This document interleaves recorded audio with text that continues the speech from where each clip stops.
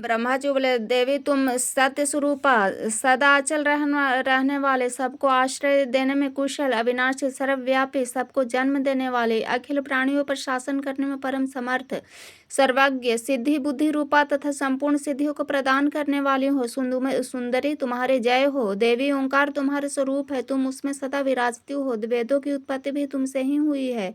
मनोहर मुख वाली देवी, देवता, दानव, यक्ष, गंधर्व, राक्षस, पशु और विरुद्ध वृक्ष, लता आदि इन सब का जन्म तुम्हारे ही कृपा से होता है। तुम ही विद्या विदेश्वरी, सिद्धा और सुरेश्वरी हो।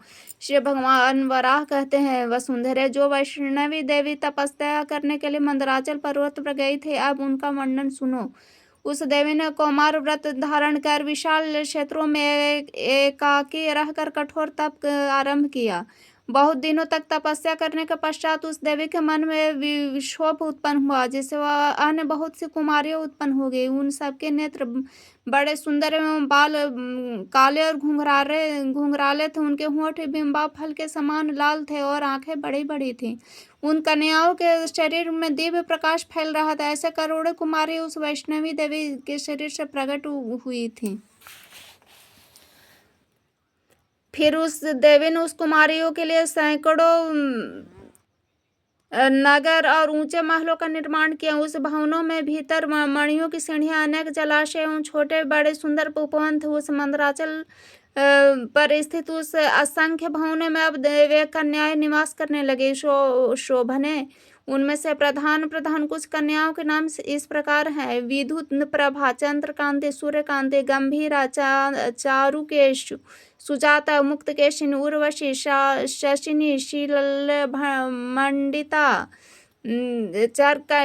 विशालाक्षी, धन्या, चंद्रप्रभा, स्वप्रभा, चारुलता, विश्वदूती, विभावरी, जया, विजया, जयंती, अपराजिता। इन देवियों ने भगवती वैष्णव के अनुचरियों का स्थान प्राप्त कर लिया। इतने में ब्रह्मा के पुत्र तपोधन नारद जी एक दिन वहां अचानक आ गए। उन्हें देखकर वैष्णवी ने विद्युत प्रभा से कहा, तुम इन्हें यह आसन तथा पैर धोने और आचमन करने के लिए जल बहुत शीघ्र इनके पास उपस्थित कर दो। इस प्रकार वैष्णवी देवी के कहने पर विद्युत प्रभा मुनि वर नारद को आसन पात और अर्ध निवेदन किया। वे भी देवी को नमस्कार कर आसन पर बैठ गए। अब वैष्णवी देवी ने उनसे कहा, मुनिवर, आप इस समय आप किस लोक से यहाँ पधारे हैं और आपका यहाँ कैसे आना हो? नारद मुनि ने कहा, कल्याणी, मैं ब्रह्मलोक को गया था, फिर ब्रह्मा से वहां से इंद्रलोक, फिर कैलाश पर्वत पर पहुंचा। देवेश्वरी, पुनः मन में आपके दर्शन की इच्छा हुई, अतः मैं यहाँ। इस प्रकार कहकर श्रीमान नारद वैष्णवी देवी की ओर देखने लगे। नारद जी का चकित हो गए। उन्होंने मन में सोचा कि इनका स्वरूप तो बड़ा विचित्र है। इनकी धीरता एवं कांति के जैसे आश्चर्य करणी है, इतने पर भी इनकी उत्पत्ति निष्कामता है तो आश्चर्यदायिनी है। यह सब देख नारद जी फिर कुछ खिन्न से हो गए। तब सोचने लगे कि देवता, गंधर्व, सिद्ध, यक्ष, किन्नर और राक्षसों की स्त्रियां भी कोई इतना सुंदर नहीं है। विश्व की अन्य स्त्रियां भी कहीं ऐसा नहीं स्वरूप देखता। फिर नारद जी सहसा उठे और वैष्णवी देवी को प्रणाम कर आकाश मार्ग से समुद्र में स्थित महिषासुर के राजधानी में पहुंच गए। उनके ब्रह्मा जी के वर प्रसाद से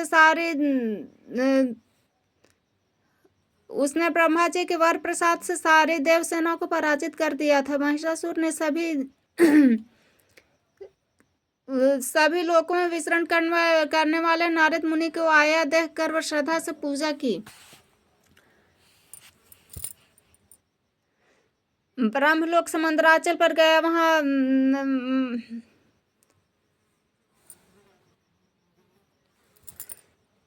पूजा की। नारद मुनि उस असुर से कहा, असुर से श्रेष्ठ सावधान होकर सुनो, विश्व में रत्न के समान एक कन्या प्रकट हुई हुई है। तुमने तो जो वरदान के प्रभाव से चर अचर तीनों लोगों को मैं अपने वश में कर लिया है। दैत्य, मैं ब्रह्मलोक से मंदराचल पर गया। वहां मैंने देवी का वह पूरी देखी जो सैकड़ों कन्याओं से व्याप्त। उनमें से जो सबसे प्रधान है वैसे देवताओं, दैत्यों और यक्षों, यहाँ भी कोई सुंदर कन्या नहीं दिखाई देती।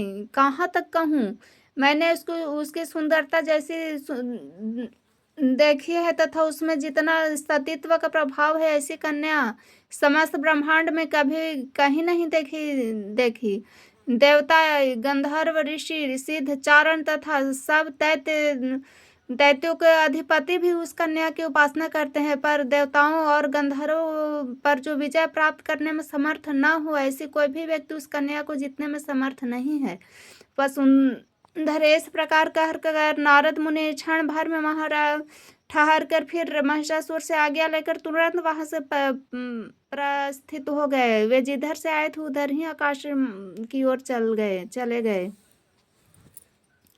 भगवान वराह कहते हैं, नारद जी के चले जाने पर महिषासुर सदा चकित चित्त से उस कन्या का ध्यान करने लगा था। उसे तनिक भी कहीं चैन न था। अब उसने अपने मंत्रिमंडल को बुलाया। उसके 8 मंत्री थे, सभी शूरवीर, नीतिमान तथा बहुश्रुत थे। प्रघास, विघास, शंकुकर्ण, विभावसु, विंध्युमाली, सुमाली पर्यंत क्रूर वे महिषासुर के पास आकर बोले, हम लोग के लिए तो जो कुछ सेवा कार्य हो आप उसकी तुरंत आज्ञा कीजिए। उनकी बात सुनकर दैत्यों का शासक पराक्रमी महिषासुर बोला, नारद जी के कथा अनुसार मैंने एक कन्या को पाने के लिए तुम लोगों के यहाँ बुलाया है।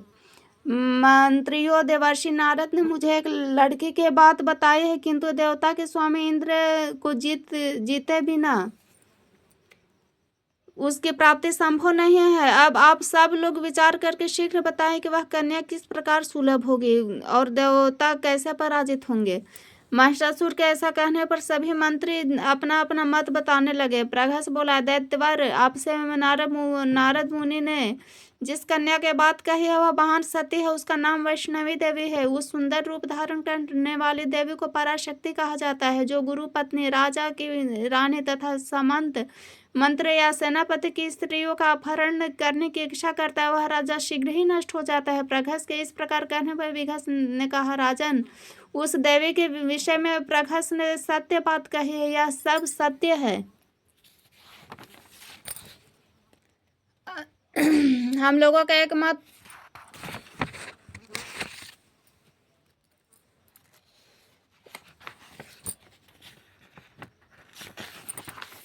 यदि हम लोगों का एक मत हो जाए, बुद्धि इस समय का समर्थन करे, तो सर्वप्रथम हमें यह कन्या का वर्ण करना ही चाहिए, परंतु स्वच्छंदा पूर्वक उसका बलात् अपहरण या अपकर्षण तक कदापि नहीं। मंत्रीवरों, यदि मेरी बात आप लोगों को रुचे तो हम सभी मंत्री उस देवी के पास चलकर प्रार्थना करें। पहले साम नीति से काम लेना चाहिए। यदि उससे काम न बने तो हम लोगों का दान का आश्रय लेना चाहिए। इतने पर भी काम न बने तो भेद नीति का सहारा लिया जाए। यदि इतने पर भी काम न बने तो अंत में दंड का प्रयोग करना चाहिए। इस क्रम में नीति का प्रयोग करने पर यदि वह कन्या न मिल सके तो हम सभी लोग अपने अस्त्र शस्त्र सुसज्जित होकर और फिर बलपूर्वक उसे देवताओं से छीन लेंगे। विघास के इस प्रकार कहने पर मंत्री बोले, उस सुंदरी कन्या के विषय में विघास ने जो बात कही वह सब बहुत ही युक्त है। हम लोग यथाशीघ्र वही करें। अब शास्त्रों के जानकार, नित्यज्ञ, पवित्र और शक्ति संपन्न एक दूत को वहां भेज दिया जाए। दूत के द्वारा उसके रूप, पावन, शौर्य, गर्व, बल, बंधु वो समान सामग्री, रहने के साधन आदि जानकारी प्राप्त कर उस देवी का प्राप्त करने के प्रयत्न करना चाहिए। जब विघास ने सभा में बात कही तो सब लोग उसे साधु साधु, बहुत बढ़िया, बहुत ठीक कहने लगे। सुंदरी तदंतर सभी मंत्री श्रेष्ठ विघास की प्रशंसा की। साथ ही उस देवी को देखने के लिए सभी लक्षणों से युक्त विद्युत प्रभ नामक दूत को भेजा। इधर महिषासुर ने मंत्रियों ने मंत्रिमंडल की पुनः बैठक बुलाई और परस्पर परामर्श करके उसने कन्या को शीघ्र प्राप्त करने के लिए देवताओं का पर आक्रमण कर विजय प्राप्त करने की सलाह दी। महिषासुर की सेना ने उस समय 9 पद्म की संख्या में असुर योद्धा थे। उसने अपने सेनापति विरूपाक्ष को सैन्य युद्ध के लिए प्रस्थान करने की आज्ञा दी। भगवान वराह कहते हैं, वसुंधरा इस सेना के साथ इच्छानुसार रूप धारण करने वाले महान पराक्रमी महिषासुर हाथी पर सवार होकर मंदराचल पर्वत पर पहुंचा। उसके वहां पहुंचते ही देव समुदाय में भगदड़ मच गई। सभी असुर सैनिकों ने अपने अपने शस्त्रों के वाहनों और साथ गंभीर गर्जना करते हुए देवताओं पर आक्रमण कर दिया। उनका तुमुल युद्ध देखकर रोंगटे खड़े हो जाते थे। अंजन के समान काले नीरुकुक्षी मेघवर्ण बलाहक उदराक्ष ललाटकाक्ष सुभित भीम विक्रम स्वर भानु इन 8 देवताओं ने मोर्चे पर वसुओं को मारना आरंभ कर दिया। इधर ध्वकाक्ष ध्वतकर्ण शंकुकर्ण वज्र के समान कठोर अंगों वाला ज्योतिर्वीर्य विद्युतमाल्य रक्ताक्ष भीमद्रष्ट विदुदिति अतिकाय महाकाय दीर्घबाहु कृतघ्न प्रधान गिने जाने वाले 12 दैत्य युद्ध भूमि में आदित्यों की ओर दौड़े।